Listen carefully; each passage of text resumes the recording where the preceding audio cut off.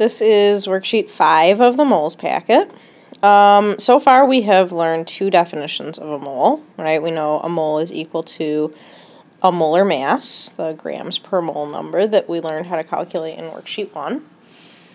We know that a mole is equal to an Avogadro's number of atoms or molecules, 6.02 times 10 to the 23rd.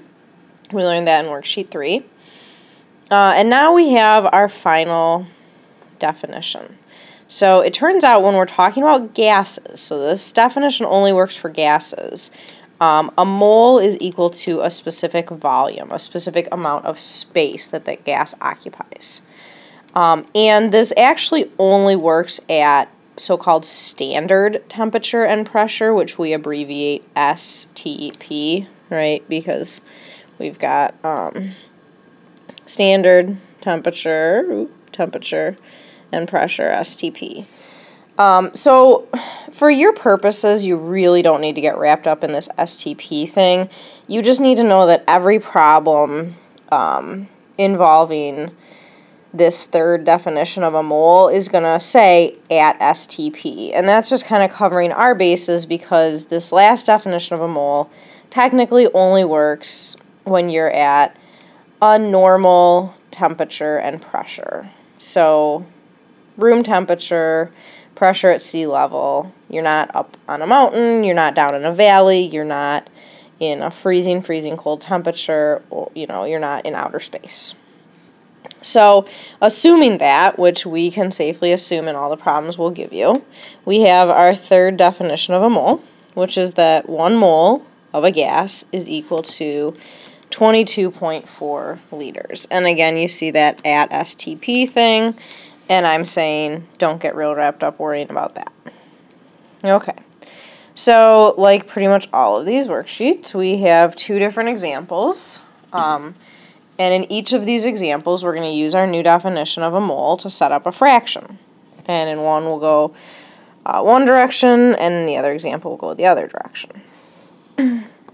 So, in our first example, we are given that we have moles, and we are asked to find volume in liters. So we're solving for liters. All right? So I set up my problem just like always. I want to find liters.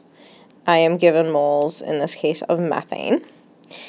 And so if I want to cancel out moles, when I use this definition here, I'm going to put the 1 mole on the bottom so that I can cancel out my moles.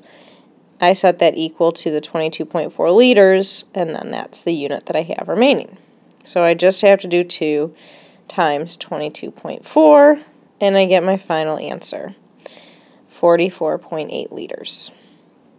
So these problems are a lot simpler than the ones you did on worksheet 4 because they're just back to being one simple step, one fraction, and we don't have numbers in scientific notation. So both of those things are going to make these problems easier.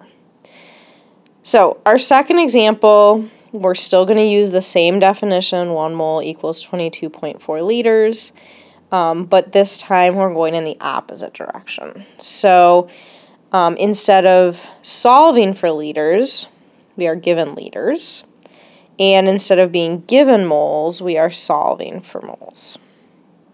So we write down what we want to know, we set it equal to what we know, and this time when I set up my fraction, what I want to cancel out is liters. So I put the 22.4 liters on the bottom of the fraction, allowing me to cancel out my units of liters.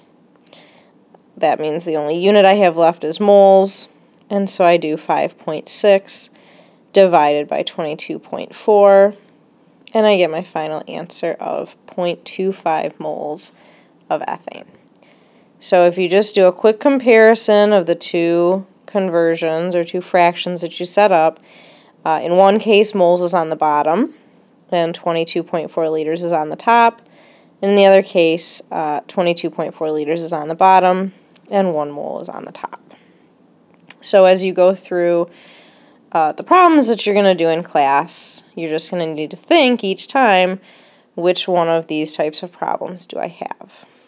All right, so if if we just kind of take a peek here at problem 1, we're being given moles and asked to find volume in liters, right? So that's going to be like the first example. If we go down to problem 5, we're given liters and we're asked to find moles, so that's going to be like the second example. Right? And again, in all of these, it says at STP, that's just kind of covering our bases to make sure we're pointing out that in extreme circumstances, this definition doesn't work, but we're not going to ask you to solve problems at extreme circumstances because we have not given you the tools to do that. So, these problems should be relatively straightforward. We will work on them when you get to class.